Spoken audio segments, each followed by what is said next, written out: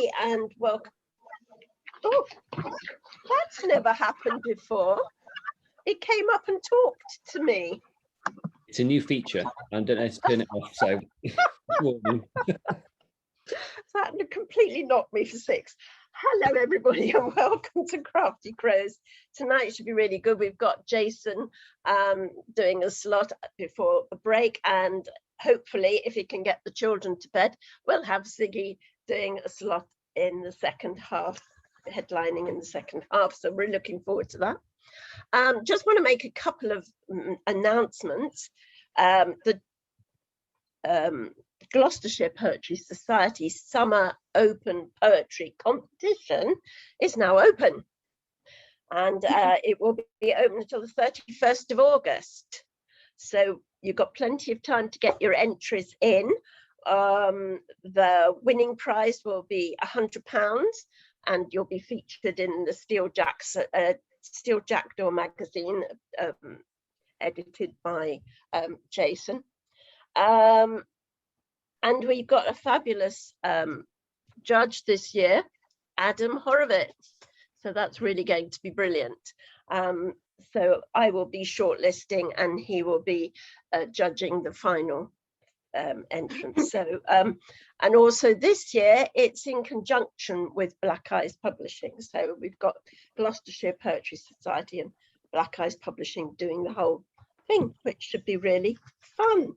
So make sure you start writing for that. The other thing is that the trawler, or the trawling of the poems on the GPS page, has now stopped for the moment. And so we have now got to go back and look at all the poems we've trawled over the last year. So that the trawler 2021 will come out in the autumn. And there is going to be a slight change in the way we do it, but I'm not going to go into that now. That, if you keep an eye open on the GPS, you'll find out the changes for the next trawler. Okay, so we are recording this. If you've got any new material in your open mics, remember that does mean it can constitute publication, so be careful. And without any more ado, I'm going to read a poem, and I'm going to take this opportunity to do a bit of a plug because I had a fabulous launch, and thank you everybody who turned up for that. You were absolutely wonderful. And I'm going to read a poem that I didn't read at the launch. I have had a very peripatetic life. I've lived in 30 houses in my lifetime, which I think on average is about 2.5 years in each place. And so I wrote this poem, and it's called Squatting. A crab scuttles in the shallows, hides behind rocks, intent on acquiring a new shell in which to live. A long line of crabs hurry for dwellings. When one residence is left empty, a crab discards his home and climbs in. At each new address, I move in my bed, bring chairs and tables to be illumined by light from different windows. I try the interior for size, spread self into the corners, glad to settle by the hearth, merely an extra in this film of house, while the clock ticks away the minutes till I move on. Thank you. So we're going to start with Carlos the Unhappy, if I can see him anywhere. Hi, welcome. Hi. Carlos. Thank you. I don't know if Tish is there, but without her and her kind words, I don't think I'd be here. So I've been writing poetry for over 30 years, and wasn't really up for publishing or doing anything until she kind of almost taught me into it. So you've got a good salesperson there. Brilliant. So I'm going to read you a poem called The Bridge, and it's not a real bridge, it's a metaphorical bridge, and it bridges two phases in time. I'm calling from Elwood in the Forest of Dean, which has awful internet, so I hope you can hear me okay. You're fine. Excellent, excellent. All right. Okay, so I know these two wood pigeons. Aged 8, they were in my grandmother's garden. Outside in the restless life, walking past old school, I hear recorder lessons. The wind rushes homeward, but I'm still out, wandering as a boy beating nettles with a stick, pretending I'm the headmaster now. Oh, the sorrow-weary guilt, Christ hanging on the cross in my parents' room, eyes cast down, enduring the rusty progress of nails. Paper-round mornings of seagulls and litter, mornings that hang without charity, full of mist. Sound along the Severn, lamentingly forlorn foghorn. Lying awake, the moon, whitening my childhood bedroom. But I can't reach that little boy, and he will never have known me. Only the whisper of my nostalgia can bridge the years between us now. Unknowingly, he creates it as I watch it fade. Thank you. Please unmute and give Carlos Bay Unhappy a brilliant applause. That was fabulous. Thank I'm you. so glad that Tish has persuaded you to do this. Brilliant. Thank you very much indeed. Okay. Okay. Well, we'll move on to Lucia, who is now with us from Exeter. So we're really pleased to see you and that you're still coming to Crafty Crows from a longer way away. Yes, thank you. My poem, Free Out from the Iron Cage, Honoring My Mind, by Lucia Daramus, to all writers in prison having a voice. Winter, without clothes, only rag pyjamas in winter, winter, with iron teeth. The teeth are biting from my flesh. Once a day, a watery coffee, without shadowy traces of coffee beans. And loneliness, deep muddy loneliness. But I fly in my mind. I'm feeling in my brain the love of my alley. Above the sky, what I'm seeing in a corner of the small high window, the voice of my lover, abstract voice, a neuter voice, touching my face, my skin, my heart. Remember only that I was innocent, and just like you, mortal, on that day. I too had a face marked by rage, by pity and joy, quite simply a human face. I'm carrying on my prisoner's wings fates, desires, dreams of all earth's inmates. Even I will die, I will be tortured, I will be oppressed for my voice, for my thoughts, for my choice, because I fly with my power, I fly with my suffering and my smile for this wonderful world. Yes, my suffering, my death, my humiliation will talk about our captive world. We need people to speak loudly against injustice. Spring, spring is coming, and birds are singing in the prison's courtyard. Males and females, beautiful birds, dancing around each other with flowers, flowers in their colored beaks. Smoothly I'm caressing one of the flowers, fallen down and keeping it to my breast, for later, for next day, and for tomorrow and the tomorrow of my life in my cell barrack with iron bar, punished in this amazing spring in the sky and on the earth. Flowers are not allowed around. Prisoners, punished. But my mind is blooming. Flowers and birds, green leaves and colored pools, mountains and flowing rivers, My mind is a garden, a forest, a tree jungle, and a peaceful beach, springing out from my torture, humiliation, and suffering.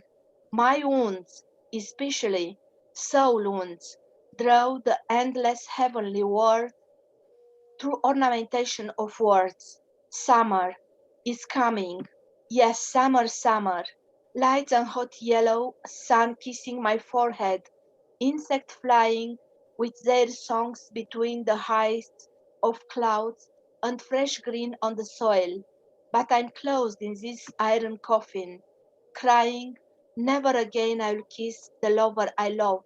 Never again I will walk on the streets. Never, never being closed in this iron coffin. I will embrace my kids. Summer, my past beautiful summer. Please, please, let me your fingers to touch my future sister summer.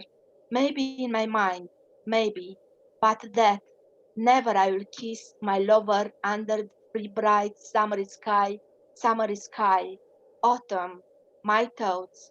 We are lost in this hollow of dying. My thoughts.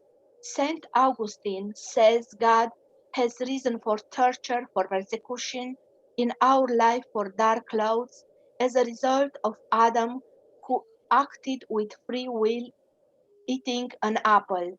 My thoughts in autumn. Am I a sinner because a man had eaten a fruit? My thoughts in autumn. Tell me, what is the bigger sin? A man eating an apple or punishing an entire humanity with torture because a man ate an apple? I am in an iron cage. I am in an iron coffin. I am in a camp prison, barrack with teeth, iron teeth, who are biting from my flesh, from my blood, throwing me in death. Am I the modern Adam? No, no, I am free of his umbilical cord.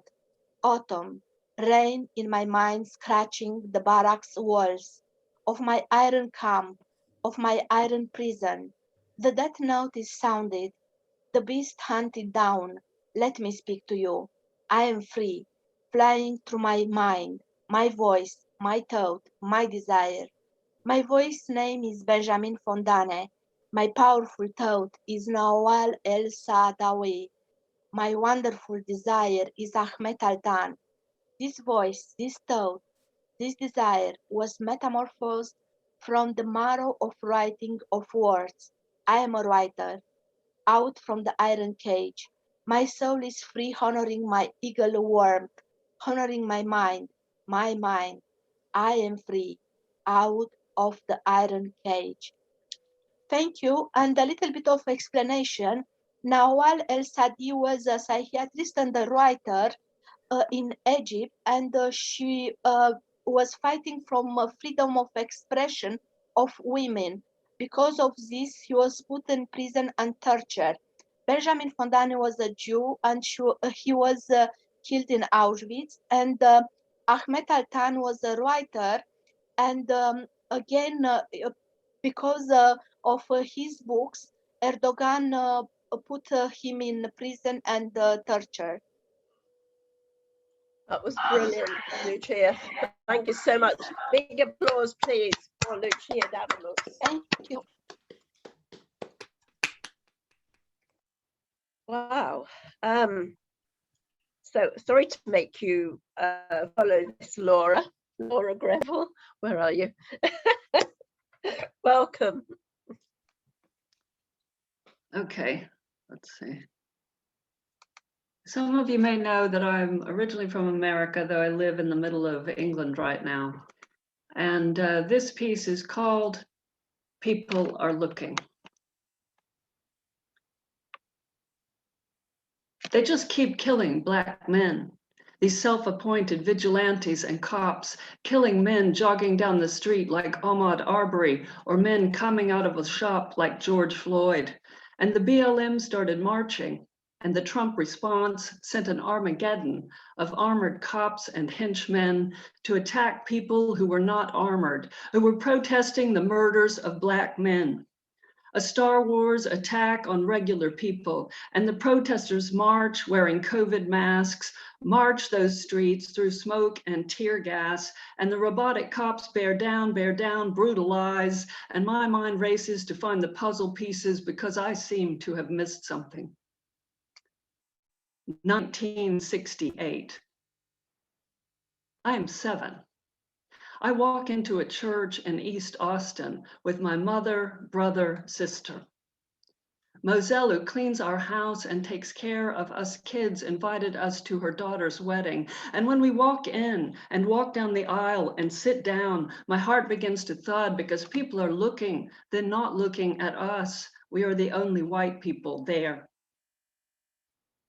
1988.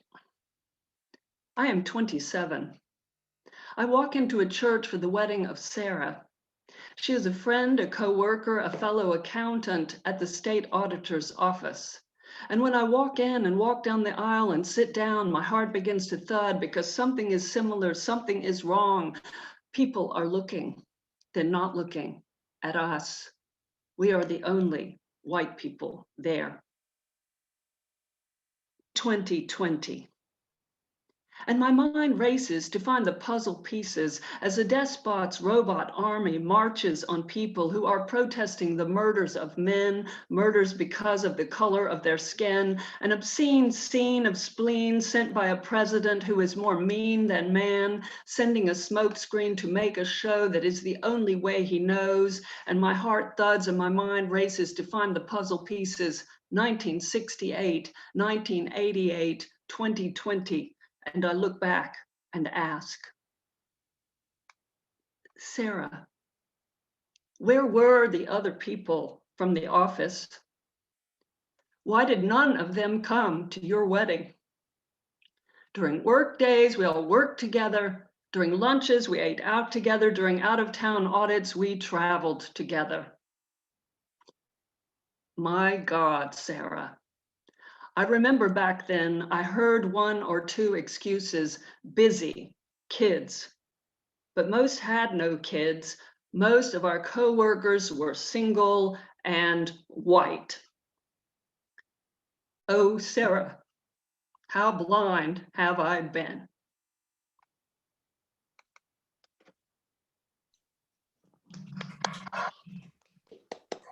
Thank you. Brilliant. Thank you so much, Laura. That was brilliant. Can you unmute and give Laura a big hand of applause, please?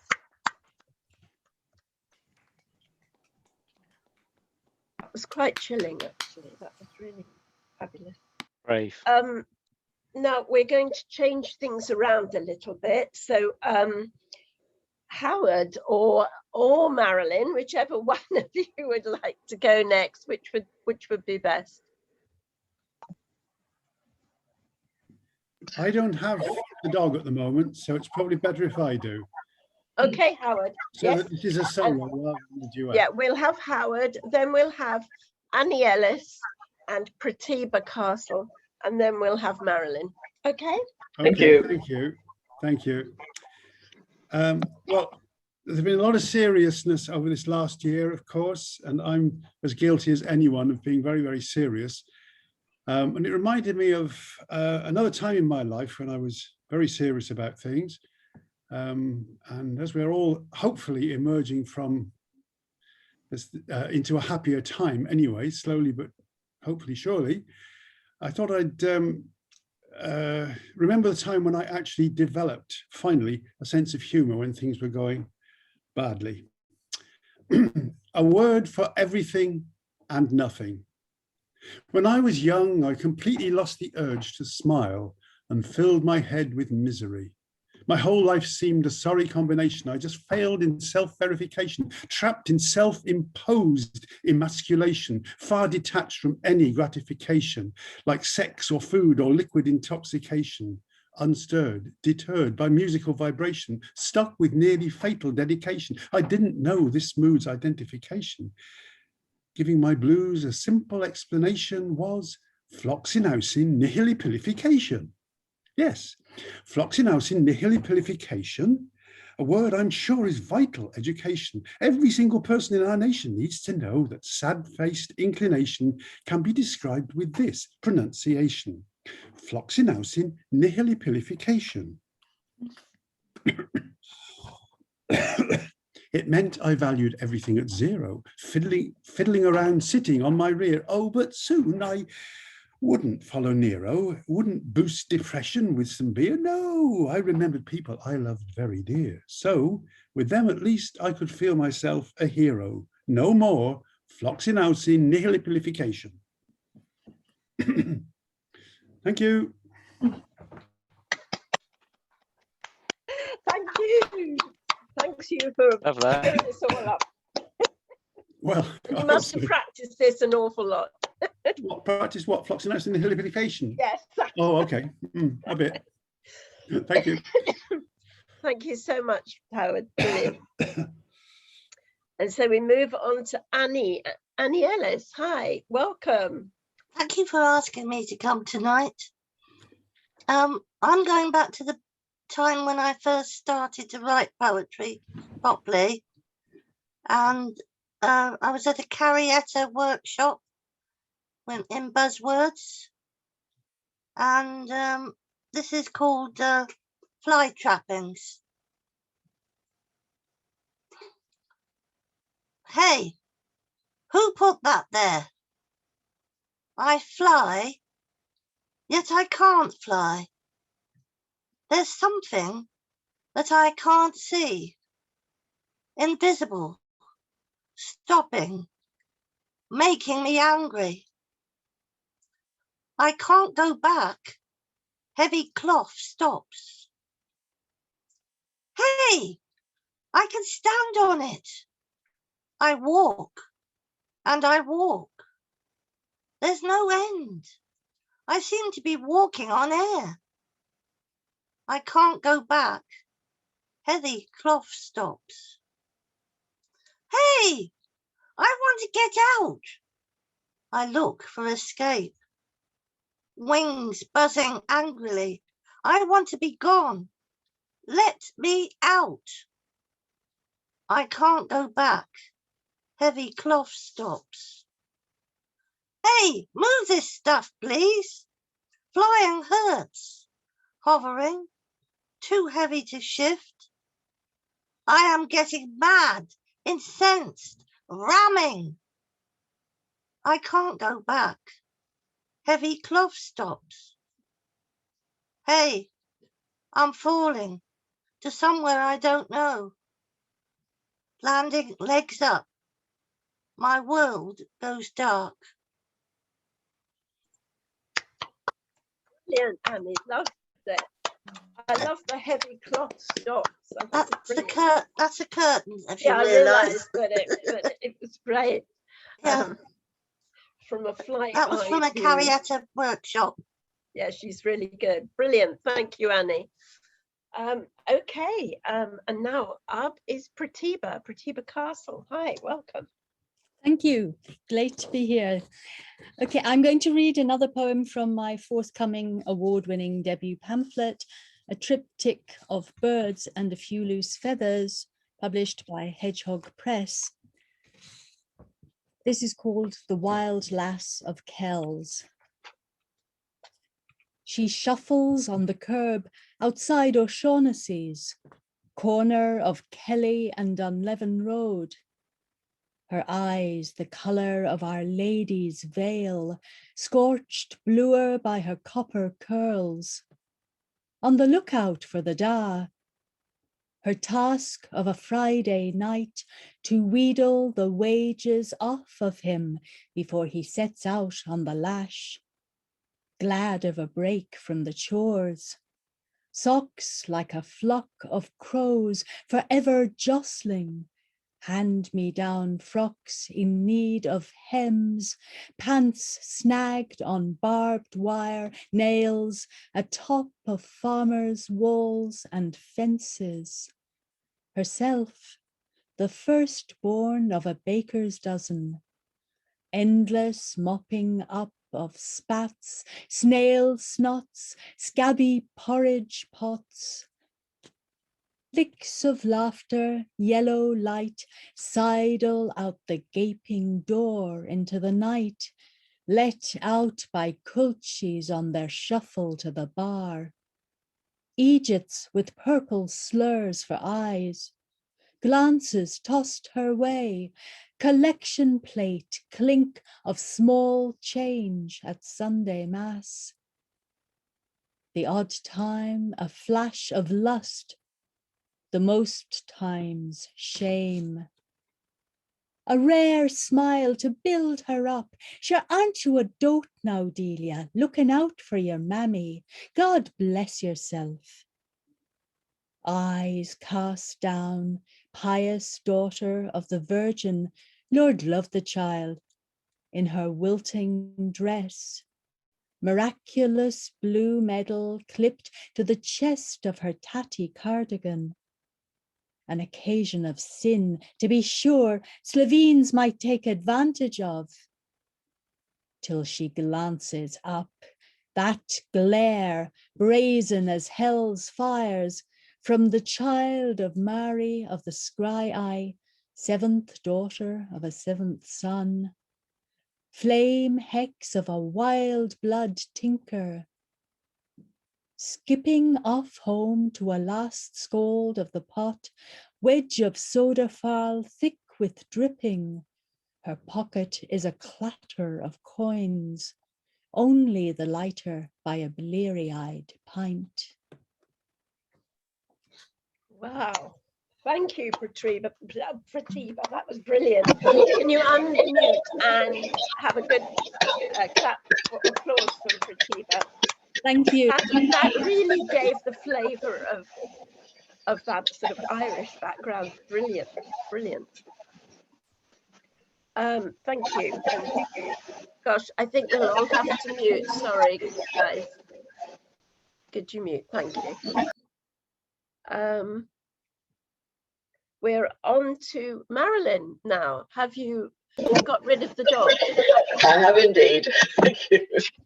I'd like to read a protest poem that I was very pleased was published in the League Against Cruel Sports anthology year before last. Eviction notice. Pheasants have done really well this year, hoping for a record kill next month. So, can't have Reynard filching a few for his breakfast, spoiling our chances, can we? Foxy, gotta go. Give the guns a sporting chance. Ever ridden to hounds? Bloody marvellous. Best day of my life when I got blooded. 40 years on though, and Fox is still here. Trouble with hunting, you can't be sure of a kill. We've tried boarding up the earths. Damned hard work, and half the time the little buggers slip away through a back door. No, what you want is a snare. Application of art and science match cunning with cunning. 20 snares, 5 days, and you've got a fox. Guaranteed. Here, wrap your eyes around this beauty. Legit? Of course it's legit, trust me. Even got a deprecoder practice. They say, approach trapped fox downwind and dispatch with a shotgun while it's sitting calmly. Chance it'd be a fine thing. And if Foxy gets caught round the middle, well, you'll thresh all over the place. One thing I must tell you, remember this. Once you pull the carcass out of the snare, never go and check another one. It'll stink of fox. It'll transfer to anything you touch. Foxy will smell it on the trap and stop and snip it, get distracted and pop off in another direction. Always carry water and unperfumed soap in the car. Give yourself a sporting chance. Non-target catches, inevitable. Hey, life's a gamble. They didn't have to walk into my snare. Had them all, rabbit, hare, deer, even had an otter once. Beautiful he was. Dead, of course, but beautiful. You can't shoot non-targets unless they're injured, and it's the only humane thing to do. Wire cut your job. You'll get prosecuted if they die or live either way, so keep strum about it. We're supposed to check snares at least once every 24 hours, but when there's heavy rain, cold beer and a hot woman, what would you do? The dog was the worst. No idea what it was doing on private property in the first place. Tore itself free and left a mess of muscle and fur behind. Stealthily chases a ball on 3 legs, seems happy enough. Result. Its owner's kicking up a stink though, wants to sue. Damned unsporting, don't you think? Thank you. Wow, brilliant poem. Thank you, Marilyn. As I said, it's a protest one, that's not my view. So please unmute and a big hand for Marilyn. Thank you. Have we got Liz Bell here? No? Okay. Rose, I don't have you down for an open mic. Did you want to do one? Oh, Peter said he'd put me on, but maybe he didn't. Yeah, so I would like to, yeah. Would you be able to do now, or is that too short? Yeah, I can go now, yeah. Brilliant, thank you. A big hand for Rose Leonard. Okay. Parade. Like a small exotic cat among everyday pigeons scurrying about our business on a high street that barely knows itself, shuttered, blinkered, waiting. She placed her red high-heeled shoes precisely, deliberately, unhurried. Short jungle-patterned skirt swaying slowly above intoxicating wine-sheathed calves, her nipped-in coat sweet and orange as a cocktail. She lowered lazy oriental lids, metallic, unnatural, shimmering. They glittered with veiled danger. Her mouth pretended to be fruit, ripe, thickly red, silent, and a beret like flame crowned her sleek jet bob. The cracked concrete of the sorry weekday street was momentarily transformed into gleaming catwalk, and we, her audience, awestruck, wary, undeserving, stepped back and watched her pass.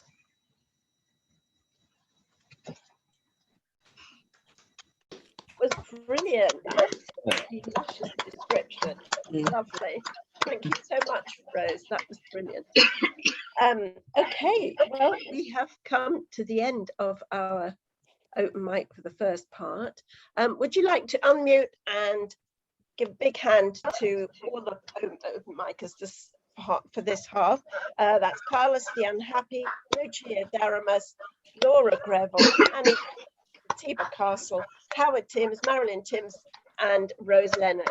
Well done, everybody. And now we come to an exciting bit. Jason Conway is a professional daydreamer and a problem solver with a love of nature and the arts. He uses creativity to bring original, beautiful, and effective design and marketing to his clients. He lives and works in the beautifully diverse, eclectic Stroud, a town in the Cotswolds. He relocated to Gloucester back in 2008 from his hometown of Newcastle under Lyme. Nature is his inspiration in life and business, and his passion for design stems from a childhood fascination with its beauty and complexity.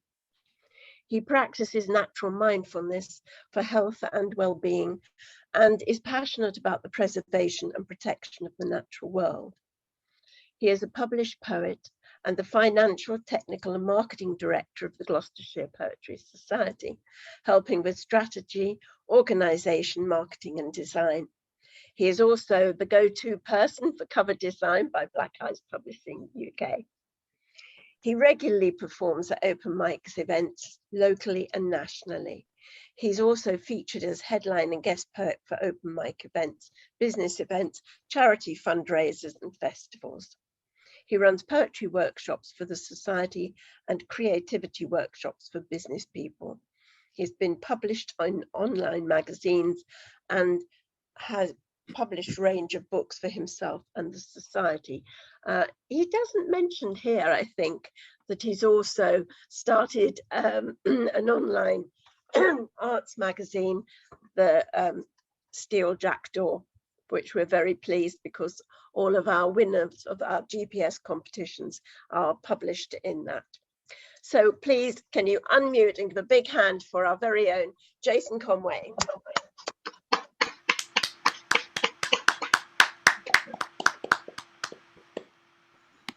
Right, thank you. This is a bit novel for me because I'm normally helping behind the scenes and doing open mic, so it's fantastic to get this opportunity.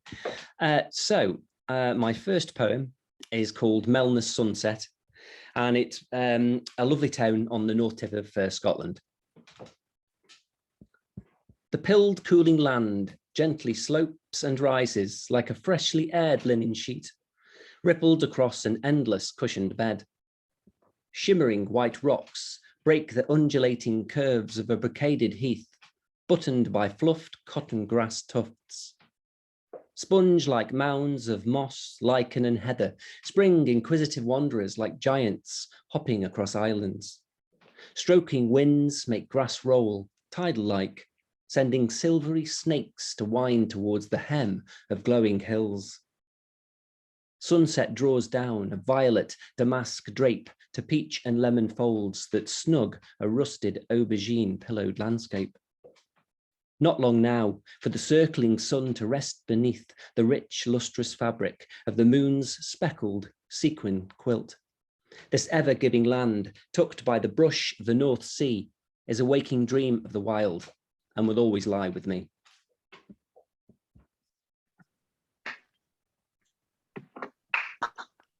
Okay, so this next one was actually inspired by a workshop by Anna Saunders on the theme of writing in times of uncertainty, and it's based on the state of current politics and the kind of erosion of family values. It's called Saving Grace. I grew up loving mealtimes. We'd sit as a family united around a wooden table with 70s decor clashing blissfully in a tobacco-laden dining room. I'd hang on every word that my parents uttered without fully understanding them, just happy to be seen, if not always heard. Mealtimes are much different now, displaced and fragmented, occasionally spent alone, at other times in fond company.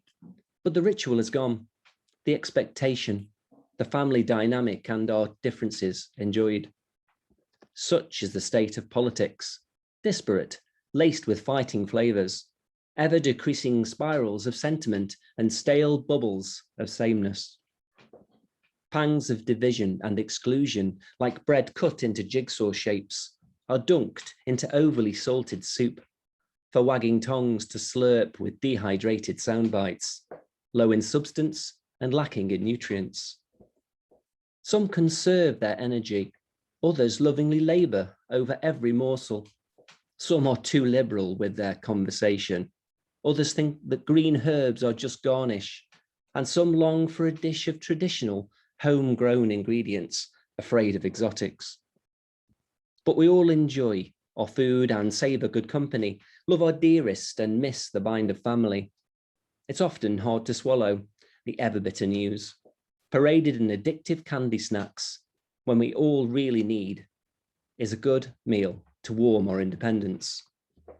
I wish we could go back to the breaking bread around a table, the sugary base of discussion being shared together. For now it seems the heads of our table make a meal out of everything, wasting scraps for empty plates, when all we need is a saving grace of food and family.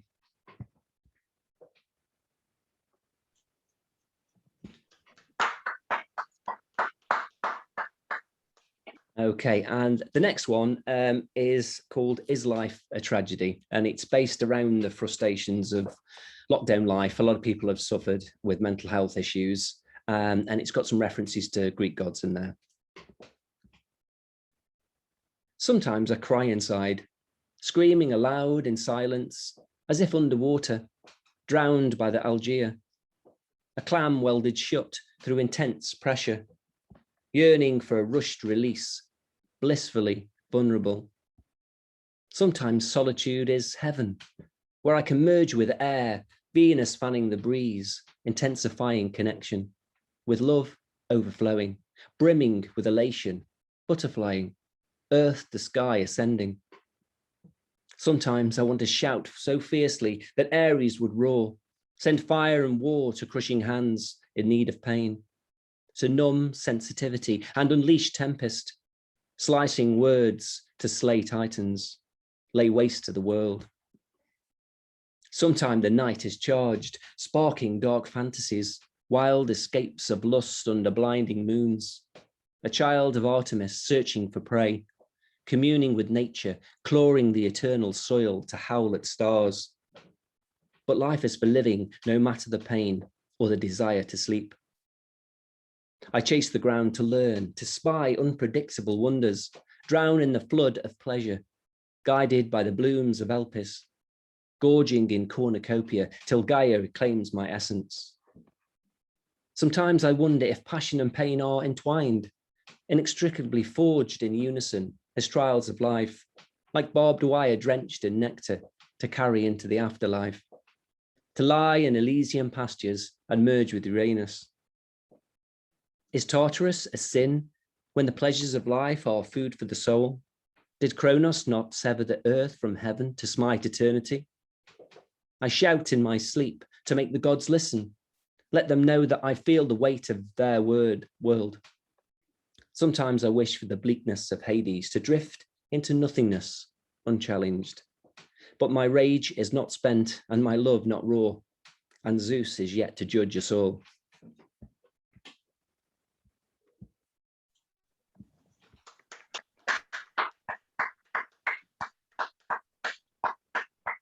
Okay, on to the next one. This is called Take My Mouth. It's very emotive, a lot of passion behind this. And it's written for those that have been silenced and oppressed, but also for those being stripped of their rights to peacefully protest in the UK currently.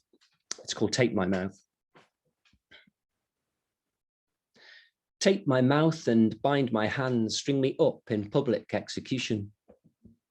A prowling pack stalks, growling, hungry from the scent of scapegoats, baited for rows of toothed gallows, spitting blood in closure.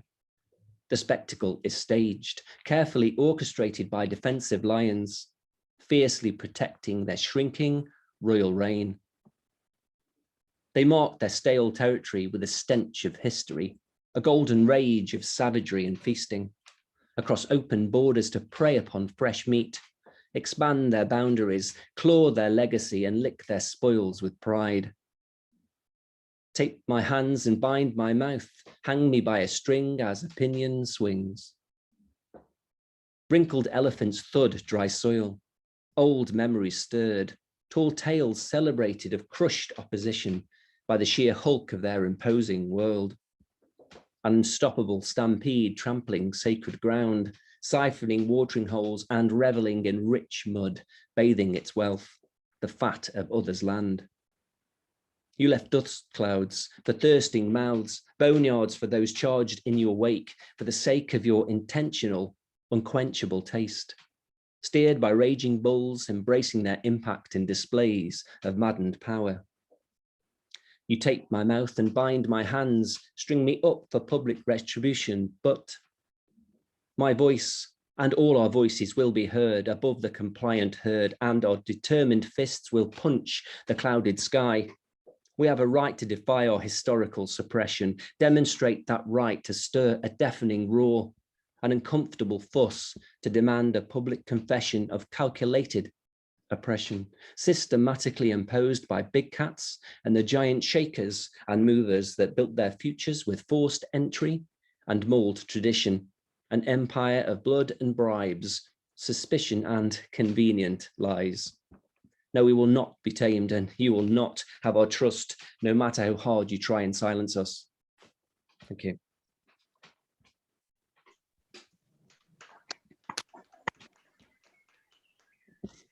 Okay, on to my next one. And this is called Snowstorms, and it was recently published in an Inspired magazine. And it's a reflective personal poem to me because it relates to my parents' often tense relationship growing up and into my young adulthood. I came to you in late summer. As I grew into a silver birch, I witnessed your autumn flames consume you. Green hills to scorched bristles, your bounty cultivated by envy. Your seasoned roots began to frost when the chilled, purging winds came to leave beaten wooden frames. As the coldness crept, unsettling our landscape, bruised fruit fell to hardened ground, and the bite of bitterness burnt weak cheeks, as powdered lace tattoos puffed away sentiment to camouflage sculpted mounds. Like leaves smother the giving ground in bleeded, rusted tears. I was an unwilling jury, forced to witness the spiteful change in season. You became judging stags, locked in a struggle of wills, as glass sheets formed and we all slid around the rink without skaters. Each four landed in haste, emotional rocks hurled like snowballs, and you smiled when they hit home. As most would sing round comforting fires and carol, you would celebrate the repetition of loaded gifts, traded in blows of iced kisses, holly handshakes to wreath flapping doors that bellowed in snowstorms. I often dreamed awake, wide-eyed and innocent, like a rabbit between Arctic foxes, bloodlust to tapestry, a winter carpet. Smacks of palms on cheeks served psalms to ring judgment bells. I loved the distraction, to lie in fresh snow, flail my arms to mimic boxing days, your bugles spitting shards to spark the hunt. I imagined the impression to be snow owls impacting their prey, beak first and wing splayed, falling talons of smited love. Your winters were taught frozen lessons in a petrified classroom, a crystal lake of memory for me to peer inside on odd occasions. I was blessed by spring, the day I could charge the slush of gilded ground, embark on my own race for life, sparkle my own snow globe. I could teach others that spring is born from prickling pain, the pain that shapes me, soft clumps carved from forgiving clay. Now I watch them slow, defying the inevitable gravity of release. As their days shorten, I see stubborn oaks in a love-hate embrace. They have grown to support each other's burden. I understand now that soon you'll become wise acorns to seed in cleansing soil. The good times will be recalled, allowed to flourish and celebrate the love that molded into me. My love is no longer crystallized. When I wipe away the snowfall to peer into your frozen lake, all I will see are diamonds, preserved and cherished like shining snowflakes on December days. Thank you.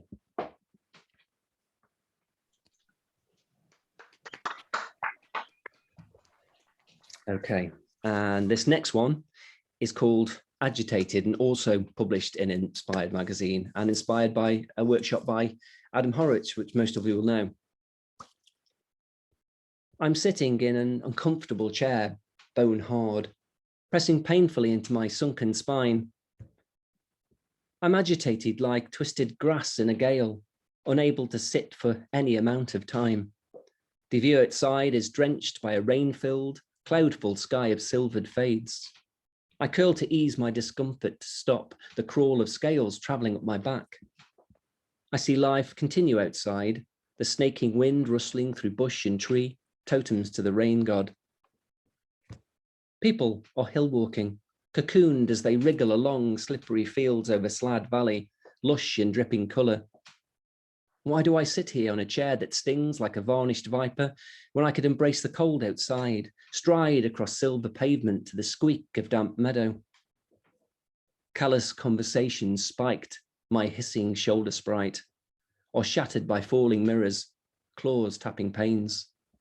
I will not listen anymore. I'll strip myself of these dust-scaled walls and seek pasture in the poor. I'll be a magpie spying beads, glitter for a curious tongue, scavenging falling jewels, mindful treasures to trinket my memory. My wings to soak in summer's soothing rain, cheeks fluttered with vigor, lungs fanned by nature's misted breath. No, I can't keep still for long, as clutched prey squirming on wooden jaws when mother calls. She beckons me back to hunt her primal wilderness, to shed my constrictive skin and rewild. Thank you.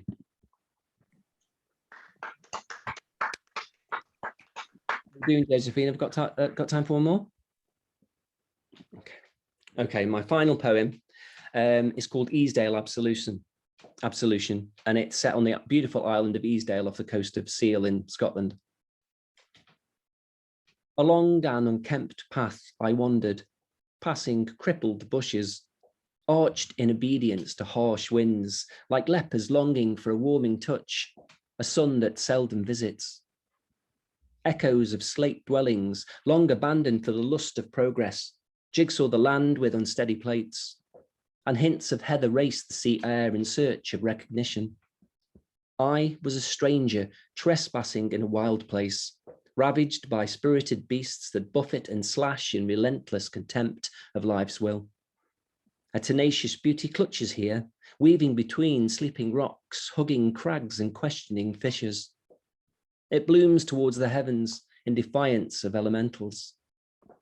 Long after, when chilled skin thawed and fingers searched for connection, part of me pondered why life persists at the edges, begging for the forgiveness of heat. Like the flowers of Easdale and its burdened trees, I too have stubborn roots, but who do I reach for when my island is stormed? Thank you very much. Wow, brilliant, Jason. Can you unmute, please, and give an enormous round of applause for Jason? Wonderful. Let's go back and look at the chat and see all the comments because they were brilliant. Like your poem. Well done. Whew. Well, nobody has to follow that for the moment because we're going to have a break now. So it's 8 o'clock exactly. My God, talk about timing. Perfect, Jason. Sorry, could everybody mute for just a second, please? Because we've got some echoes coming on. Thank you. Okay, you read that brilliant. All of those poems were fabulous. I'm just reading what Anna Saunders has said. You've read brilliantly, beautifully, Jason. Beautiful set, Marilyn, and so on. Just what I needed tonight, Marilyn says. So brilliant. So I think we'll have a break now for 10 minutes, if that's okay for everybody. Get yourselves a coffee, stretch your legs, and come back for the second half. Brilliant. Thank you. Can we stop recording now, Jason? Then we've got. Oh, I wish it wouldn't do that. It keeps. Who is this woman who keeps interrupting me? So we've got Michael Sheen, then Gerald Kells, then Robin Hood Shaw, I think, or someone else might be coming then. Juanita Rea, Natalie Celegran. Have we got Natalie here? Yeah, brilliant, Natalie. And Iva Daniel. And I think I've covered everybody. If there's anybody that I've missed, please let me know. No? Good. So I'm going to start. Now, I'm at the moment doing a course run by Helen Ivory. And this morning, we were doing something to do with Gertrude Stein, yeah. not Stern. And so we had to write a poem about some of the things that she used to write about, which I found really hard and I didn't do very well, but I quite liked what came out in the end. So I'm going to read what I wrote this morning, and it's called Forces. The rattle of the washing machine assaults my mind, seizes focus till it stops spinning. Only then do I become aware of a bird singing, of a man banging a bucket next door, of the stillness in the house, of the absence of family. Only then do I become aware of the cacophony in my head, of the unmade bed, the washing to be hung on the line while the sun shines, the dirty dishes, the unpainted skirting boards, the grimy floor. Only now do I become aware of how I'm seeking silence inside and out. Okay, thank you. So without any more ado, let's move on to Michael Sindler, sorry. Michael Sindler. Welcome, Michael. Oh, thank you very much. Very nice to be here. Let me find what I'm planning on doing here. Okay, this is called Handful. This handful of soil holds the history of the earth. Mountains that rose from lava, shot up out of magma and met their match. Gentle drops and curling rivulets, wearing away crystals borne by wind across expansive terrain. Roughed ridge, guardian range surrounding new formed seas. Blue depths in which first green grew, advancing onto land to thrust down roots. Cracking fine fissures, burrowing up soil into blankets, adding its dead black composting remains. With each successive season, nutrient-drenched sod grows richer, more complex forms spiraling, progression out of DNA helixes. First cells of life appear and see.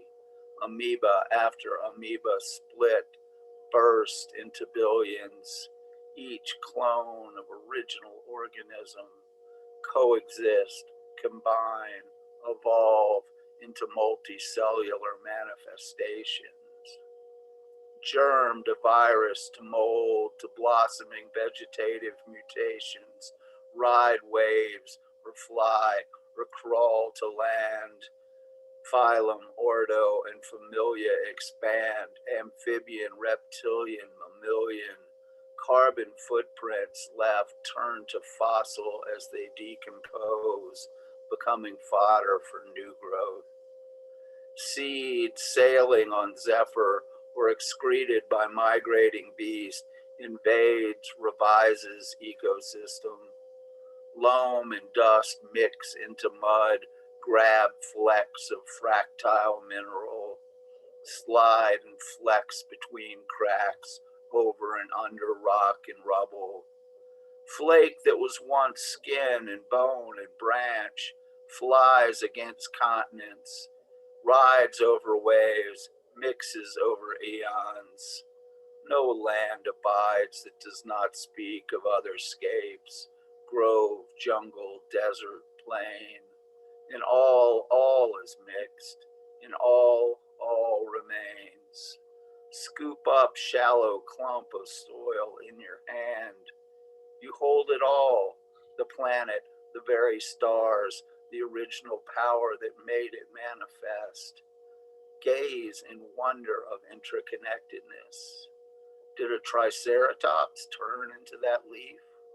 Did Achilles' sandals skid across the stone from whence that speck of dust journeyed to arrive in your palm at this moment of exploration? Feel the weight of history in your hand, then toss the dirt high. Let the wind carry it. Let it fall back into new formation. Let history become the future. Let the future become history. Handful by handful. Thank you. Brilliant. Please Love that. unmute and give Michael a really good round of applause. Thank you, Michael. Brilliant. Love that. And next up we have Gerald Kells from one of the towns. Yeah, well, from Walsall now. This is a poem about equivalence, and apologies to those who heard it at U Beehive. It's called If You Poke Me with a Stick. If you poke me with a stick, I will poke you back with a bayonet. If you pick up a bayonet, I will pick up a gun. And if you find a gun, I will source a rocket launcher. But even if you once get your hands on a rocket launcher, I will bring up my tanks and jet fighters, my helicopter gunships and laser guided missiles, a mobile phone messaging services which says, In 1 hour, this building will be destroyed. Do not report it. No one should be inside. Because if you wound one of mine, I will kill one of yours. And if you kill one of mine, I will kill 10 of yours. But for now, I am coming into your house and sipping tea and offering biscuits. I'm setting out on forms that are perfumed with bureaucracy, where you can go, what you can do, how much you can eat, whether you will receive medicine or water.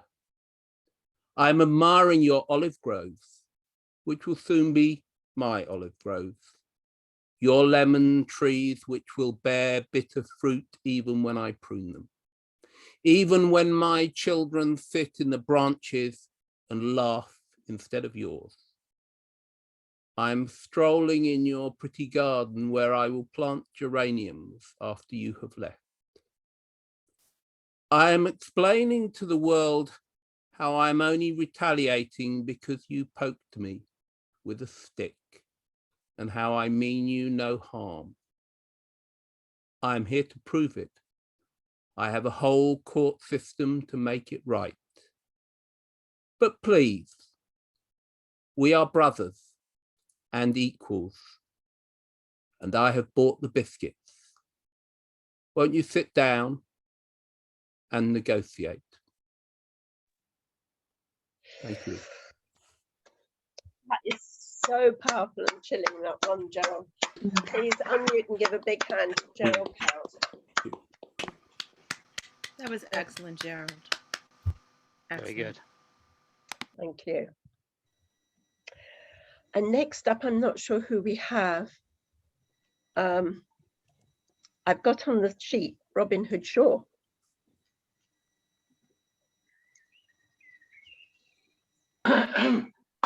Hi, how's it going? You all right? Yeah. Everyone.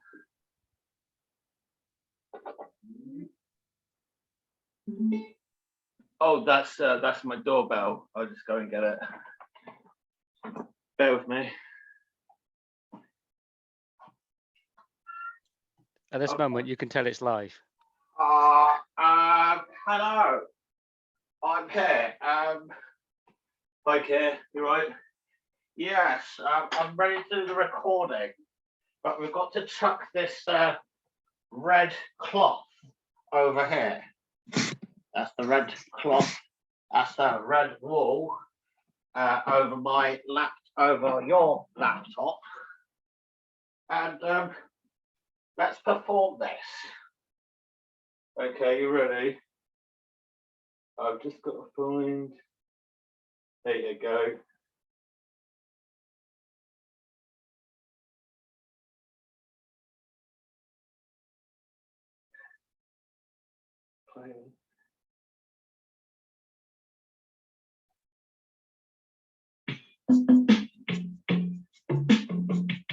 Yes, this was when I had the interview with Piers Morgan.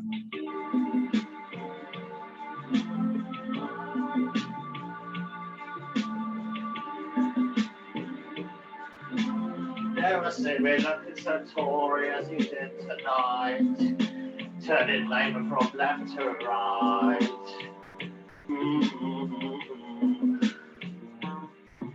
You've never seen so many seats in the country go to all my Tory heroes.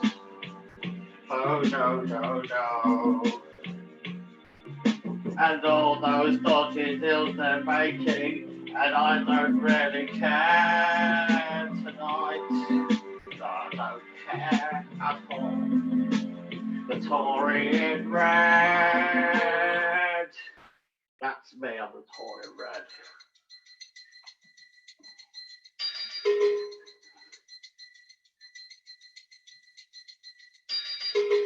Out, out, you can get out. Those on the left we can do without. Corbyn, I'm talking to you. Corbyn, this is where I do a bit of rap, okay?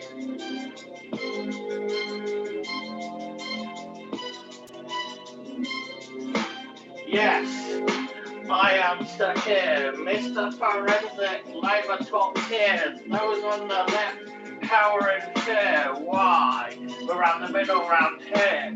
Yes, Mandelson's here. When we see Corbyn, we give him a smear. Yes, we give him a smear. Tory bench, you give him a jeer. I'm the one for the crime and punishment. I'll let off the government, dig up the government. Yes, I am stuck here. Yes. Been spending most my life being a Tory in disguise. Yes, that's me. I'm gonna go now. Thank you. I'm gonna go. Right, see you later, mate. Cheers. Hi. Hey. How you doing? I'm surprised you let him through the door. Well done, Robin. Thank you very much. Thank you. Brilliant, brilliant. Thank you, Robin. Oh, Right. Tory in red, I love it. Tory. Every time I hear that music now, I should be singing Tory in red. Yes. Brilliant, thank you. Okay, and sorry, you've got to follow that, Juanita, but if anybody can, you can. So Juanita, big hand for Juanita, please. Hi, everyone. Thank you. Oh, gosh. Yeah, Robin. Wow. Okay, so I'm reading two short poems that are connected. And before I do, Jason, I just want to say I chose them thinking of you. So, a new year request. As waves rise and fall, I ask for all the unshed tears to shudder bones and fall free into an ocean of sorrow, loss, regret, and remorse, raging and rabid. I ask for all the trapped feelings to beat upon bones and burst out, forming waves on stormy seas, pounding upon desolate shores. I ask for all the uncured illnesses to ripen in body and be released like shells, tossed and spewed onto lonely sand and unseen rocks. I ask for all the unsaid truths to bubble and surface in mind and heart, frothing and dissipating like foam, bubbling and unbubbling on cresting waves. I ask for all the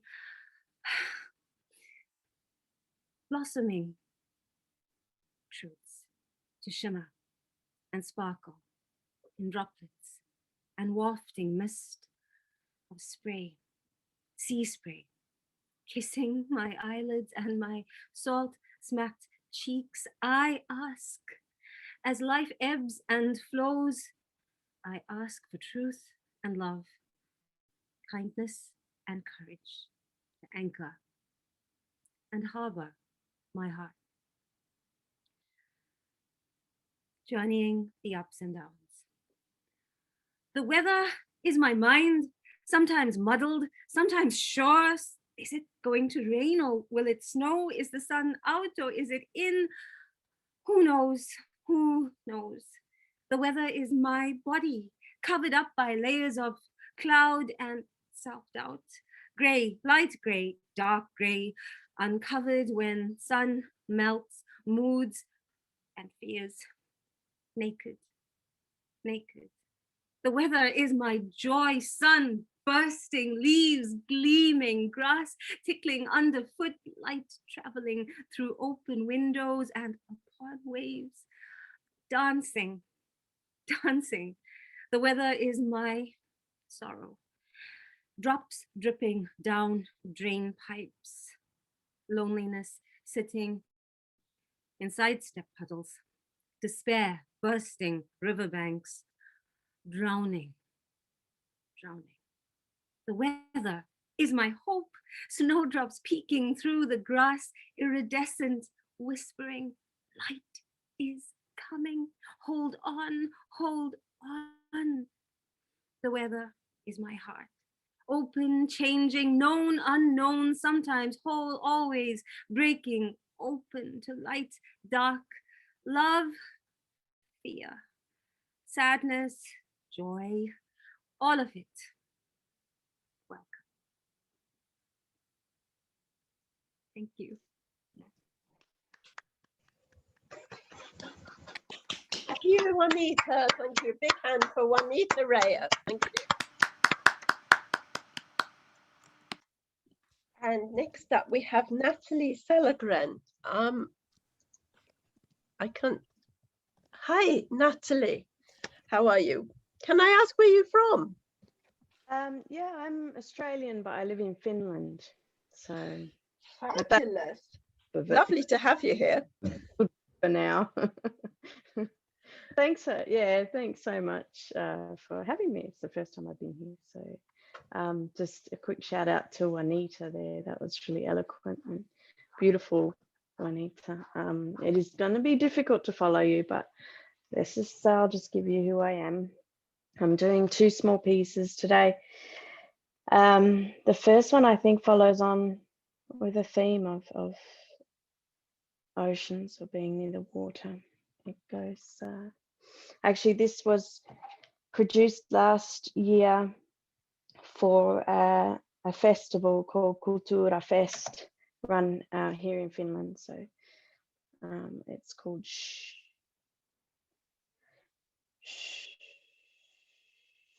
Listen to the child who listens to the waves sneak up on the sands which grate against the grander pebbles, which shape around the sharper rocks, which break our view beyond the block. Shh. Listen to the girl who has her own world, fear the song of the earth form, salt waters shyly push their west slightly, hint an impending high tide, a gentle nudge to say time will move on without me. Shh.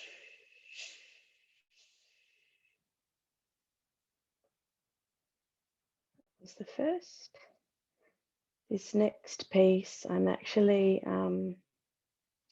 practicing it tonight, so thank you for being my audience for that.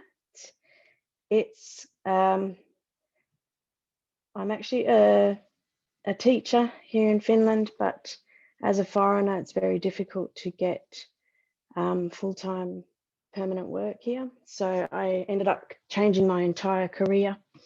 And of course, because I'm a native English speaker, so obviously I must be able to teach it.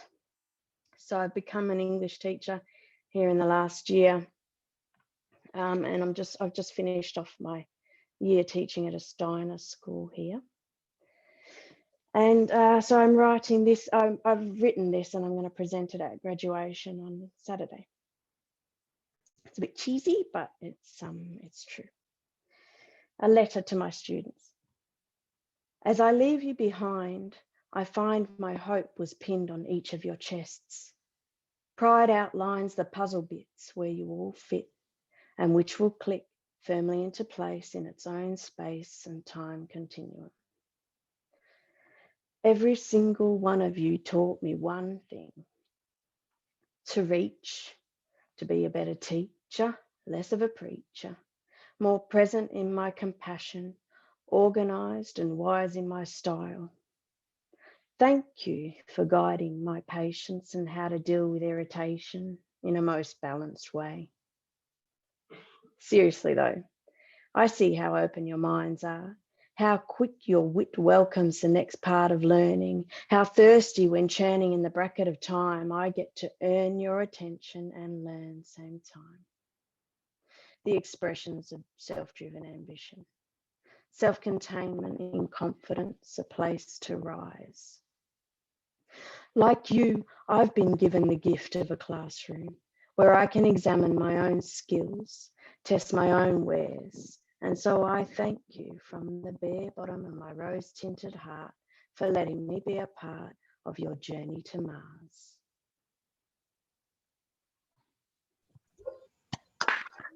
Thank you so much, Natalie. I love that. I particularly love the first poem. Beautiful, beautiful. Thank you. And can we have one big more applause for Natalie, please? And last but by no means least, we have Iva Daniel. Hi, Iva. Welcome. Hi, thank you. A version of this poem will appear in a new magazine called Writeresque, and the poem is called Mood Tide Pools. The moon pulls me to mood tide pools, ebbing or flooding, or deceptively still, alive with hardy organisms facing mad hazards, lunatic fluctuations of water temperature, oxygen, stress, distress, or loss, almighty waves, a dizzy pull of currents, an undertow subconscious, exposure to midday sun, to onshore winds, cold seaweed shadows, dark recesses of the mind, fluctuations of hope, salinity, revelation, aeration, elation, inspiration, imagination, and memories, false and true. See me by the kelp in my bladder-wrapped shirt, licking the lichen cleaner than dirt. I spread the coast with mood swing jam. I'm pining for a siren from Amsterdam. I gaze deep, mindful. My thoughts return to intertidal zones. Brine-eyed barnacles, maddened moon moods, to self-harm, to ecstasy. Sea urchins, anemones, mysteries, high seas. Serotonin starfish, regenerate lost arms. Dopamine dolphins dance, release endorphins, multiple peptides of brain and gut. Tall tidal tales that end in sunlight or the dark. On the way back, a jellyfish, wide as a galvanized dustbin lid. Now unalluring, drying, dying dehydrated on the sand. The wrong element, the wrong moment, no longer doing the strand. Me, I'll die trying. Thank you. Thank you so much, Iva. That was lovely. There's lots of comments about that on the thing, on the chat, so do have a look. Thank you. Can we have a big round of applause for all our open micers? That includes Michael Sindler, Gerald Kells, Robin Hood Shaw, aka Keir Starmer, Juanita Rea, Natalie Celegran, and Iva Daniel. Brilliant, thank you. Well done, everyone.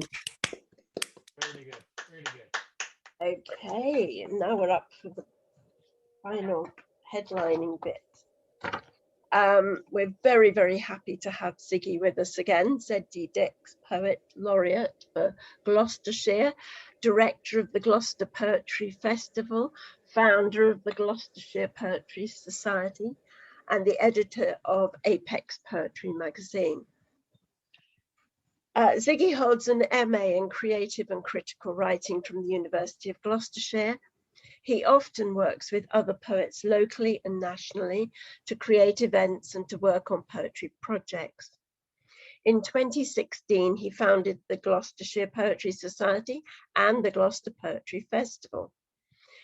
Since then, he's had his work accepted by many publications, including Ink, Sweat and Tears, Sarasvati, Obsessed with Pipework, 3 Drops from a Cauldron, Words from the Wild, Outlaw Poetry, Fresh Air Poetry, I Am Not a Silent Poet, As It Ought to Be, Nymphs and Stride, plus many more, and in many anthologies. Dix has a keen interest in imagistic poetry, and his work has been described as muscular language by Helen Ivory, and has himself been described as a gothic Seamus Heaney by Anna Saunders. In 2019, he was appointed Gloucestershire Poet Laureate and works in various settings to promote poetry. He has 3 published collections: Malcontent 2019 and Intimate Nature 2019, published by Black Eyes, and Vexed 2020, published by Hedgehog. Please, a big round of applause for Ziggy Dix. Oh, thank you very much, Josephine. I've got about 8 poems to read. Hopefully that's sufficient. But if not, I've got one. You know, I've got loads that I've got in the pipeline or whatever. I can read out as well if need be. Can everyone hear me all right? First of all, I just want to double check because I often mumble a bit because I look down quite a lot when I'm reading. So I'm going to read a couple from Intimate Nature first of all. And then I'm going to read about 6 from Vexed, just to mix it up a bit. They're usually themed on either death or introspections towards death or passion or sexual passion.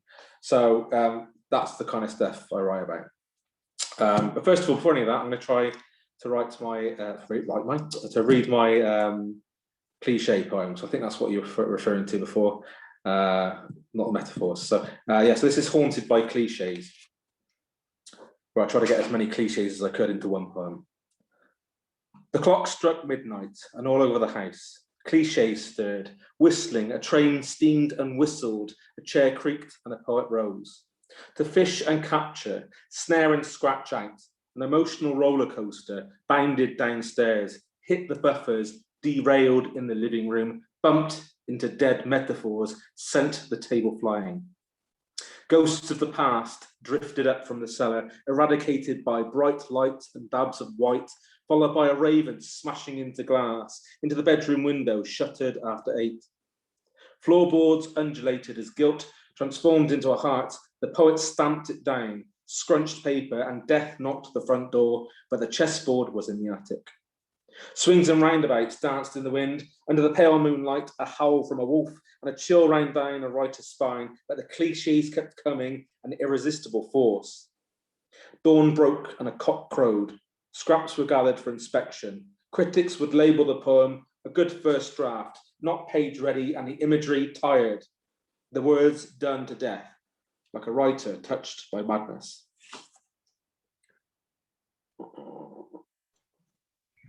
Because unfortunately, like many poets, they are touched by madness or mental health issues. And I can attest to that being one of them. Anyway, so I had a conversation about different influences, about different poets. This may be familiar to a few of you, but this is kind of like a seduction kind of thing going on. And this is to be as talented as Burnside. She took Hughes for a walk over fields, held him through forest. He showed foxtails and badger stripes, husks of tractors. She left him in the porch, smiled him good night. Greeted Heaney in hall. After a day in the yard, patting face, she held him in the bathroom, where she whispered through bubbles, back smooth as a shovel and a tap. She stepped out, towelled, dripping stanzas, closing on a line break, shutting door. He stood waiting, facing away. She span him round, made him open up, softening his coarse edges. Oh, to be Burnside and taken to bed, moulded to a chest, pointed corners rounded, infused by glacé essence. And that's the only hope we've got as poets, I think, at some level, is to be the product of being able to get into as many homes as possible and smothered in bedrooms for our words. But anyway, I digress. This is moving on to Vex now. Looking at falcon dive, the description of the passionate kind of bloodthirstiness of falcons and the way they act and how they act together. Blue-grey wings span up, their dark backs and underside buffed with brown spots. Flash shadow, an aerial display, knitting and looping, a thread tightened through sky. A tear cell weave, Flick of hooked beak, spiraled, white face with black tear stripes, trailed by yellow talons, more piercing than sun for a month soaring higher, a feather whirlwind. Until the second strand, a falcon circled to arrow point, Zephyros pushing them, clearing thunderous clouds, contrails of rain vapour dusting into rainbow. At the foundation of heaven sunk, their blades flattened onto too thin air, emptied of apex of lung capacity, down into vortex roll, striking starlings, their striped bodies to a circle of bones, and laid a scrape to nest. Sorry, apologies for the reading of that. I've not read that one for a while. Okay. I was challenged to write a poem about a pocket. So I tried to twist that idea into something that was more comfortable for me, and that was macabre kind of introspection. So it's his pocket.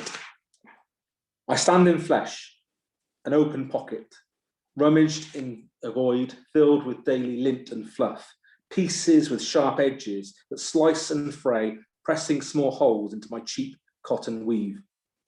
All of my lining stretched to textile limit, torn, tumbled down like funeral bunting, to sock and gravel, to fester and wanted in dog muck, shrapnel coins, and wallet photos face down in grit.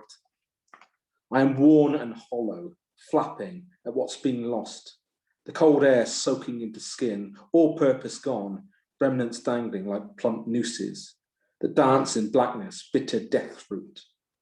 However, the delicate fingers, as Arachne threaded her masterpiece, I can be repaired, lost parts amalgamated, and as gods refashion, shaping old to new, my stitches may be broad and warped, but I am blessed by the fabric of my words.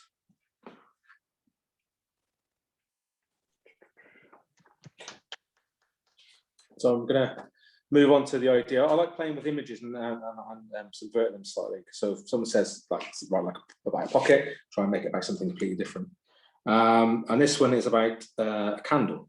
It's called The Candle. But it's not about the candle, it's about the impressions the candles leave in shadow.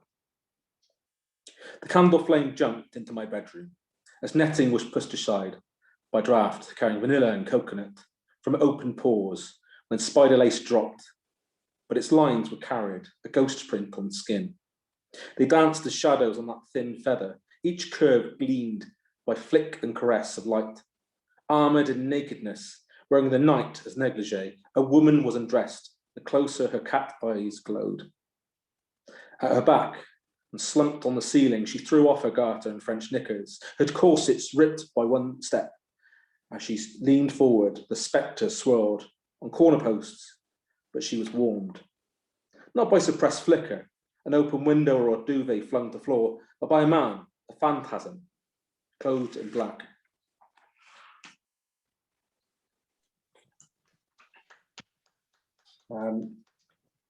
I mistakenly sent this one to two places at the same time. It's the only time I've ever had made a dual submission, and this was to Stride and Poetry Salzburg, and I had to withdraw this from Poetry Salzburg, which really annoyed me. But they've accepted me since, so it's not too bad. But it was printed by Stride, so I'm quite happy about that. And this is called The Haystack. The haystack sat like a crumpled wicker man, too tired to stand, waiting for its yellow fibres to be scattered as ashes over dirt and insulate soiled bodies. An uncooked firestorm of golden thatch, tapered and twisted like raw kindling, bleached straw hair for a scarecrow wig and stuffing shirt for faux physique. The haystack top swayed like unkempt hair, grain harvested and threshed, bundled tightly, the outside frayed, blistered skin in sun, but at its core wet as cold blood. The earth was beaten and pulled, men's backs jarred by bale birth, gestated in a late lambing season, when wheat was chopped, and I stand waiting like so much grass.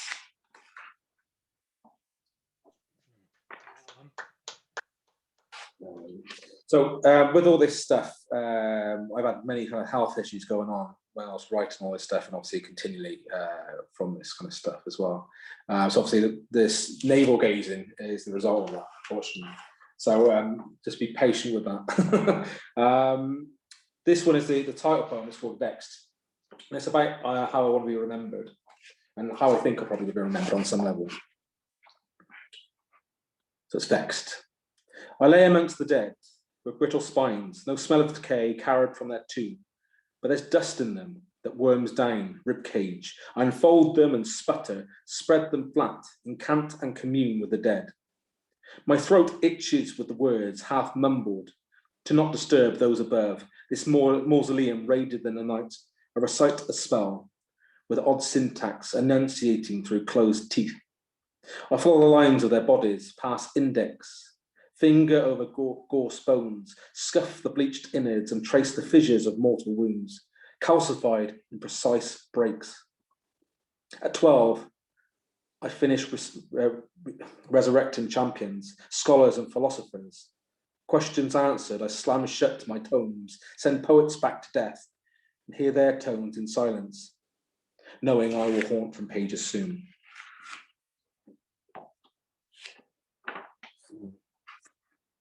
And with much to do with introspection and things like that, there's also the affirmation of life. And the affirmation of life is usually to do with, in my mind, looking at religion and also looking at lustful endeavours and passion, and how sometimes they can get confused. This is called Votary. The priest knelt to an idol, a crisp photo square and pen mark, signed like stigmata with 3 crosses. He felt those kisses in his throat when chanting a name, and bowed, shins pressed to stone.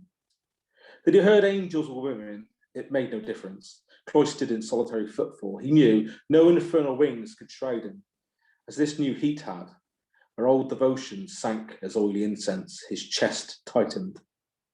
Forehead on floor, he heard news of the second coming. Whispers thudded into ears, incanting his limerence, a ritual call for prayer, where a new God demanded reverence, and a sacrifice of flesh, one consecrated pound. This was his revelation, looking at white, pressed fingers clutching a relic, the first of many, when he laid it to rest, his fetish above Jesus, and replaced the cross. Just wondering, have I got time for one more, or is that so if I'm running too slowly or for quickly? I don't know. Okay, I'll finish with one more. Yes, more. Okay. Obviously, I've not read this one aloud, so bear with me. This is called Iron. So this is one of my. This is obviously these ones I wrote last year, I think it was, but this is something I wrote within the last 2 weeks. Iron. The kitchen glass steamed in a wallpaper gilded fish tank. Kettle past final breath as tears breached palms. My mother was saturated, a withered tree in fog, her shoulders juddering at imagined storms. I was 2, maybe 3, when I picked my soft nails deep into thick gloss paint, chipped the door open, cat-like, where I saw her, as I do now, when an iron lay on floor, face down, bubbling, flower laminate wilted black. So as a good boy, I took it, stood it up as a claymore, where I was told to leave it on its haunches, tied taut, but I clipped the switch. The final words I said to her, years past a need for shirts, were this is your last chance to apologise. She just said go. She marched me out. Her rotted iron, heavy-tailed, flew over my shoulder. I decided there and then to never hide my creases.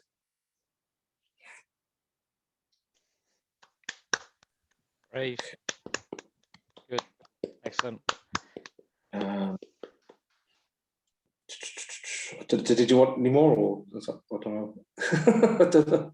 Encore, encore. As many as you like, Vicky. Okay, so I'll just grab something off my phone and bear with me a sec. I'm probably reading too fast. And let me just have a quick look. Got lots of random stuff on here. Lots of memes, but that's not appropriate. And that's it. What about let's have a look. Too many pictures on here, that's the problem. Osmosis. Actually, if I just read over the last one I wrote, actually, it might be good. I've been writing about an asylum.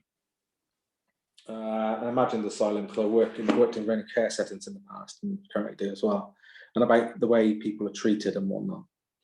And that includes obviously people being attacked and things in the night when they're doing their rounds. This is something akin to that. It's called Moon Slick Sonata. Empty corridors spilt jangles, tinkered syllable moon's lyrics, where rustles were sung as keys harmonized with locks. I counted each chorus, shaken, turned over as guttural plaques, one to open, another to close, interspersed with percussion. Between untumbled doors, fists flourished, black-nailed, loud like stale urine half dry, thrashed as unlucky shoes. But each voice and sickly solo was quieted by a conductor, driven out like a trolley, loaded with fresh laundry. The high-pitched scratches were recorded in scores, to be read all night, fingered as an unwound bandage, for a shift handover and an earworm repeated, ready for a late matinee. Okay. But if I just read one more then, because I don't want to overstay my welcome. Let's have a look.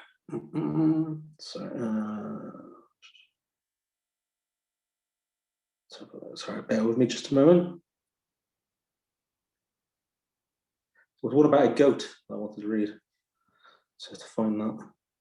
Because I thought that'd be quite random. Actually, yeah, I do want to actually continue on the theme of care, actually. It's called Marooned.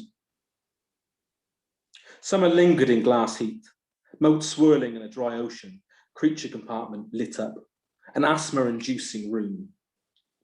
On entering, a nurse changed, wept, adding her silk to mix. Fish-bulged eyes swam out to avoid pressured solitude. I couldn't tell what happened, netting a glimpse in the split door, but I saw tissues at her nose, heard the whale song of grief, bowels, mild as desert steam, were a vulnerable secret, a silent chanter underwater, bubbling through tears. I later found out she died, but could still smell that day, a low chocolate bitterness, drained in cheap coffee. Cancer, they said, the big C. Never saw her saltiness again. Shipwrecked at 23. Thank you very much. Wow, great last line. Great one. Brilliant. Yep. Wow. I can't wait for your next collection. Well, that's about 4 before that. Well, the penultimate, or the one that you're writing now, sounds fabulous. Thank you so much, Ziggy. That was wonderful. I haven't heard enough of your poetry for a very long time. I love listening to it. There's so many layers. Please, could you all unmute and give a fabulous applause for Ziggy Dix.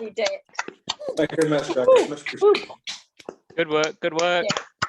Yep. Okay, you can stop recording now, Jason.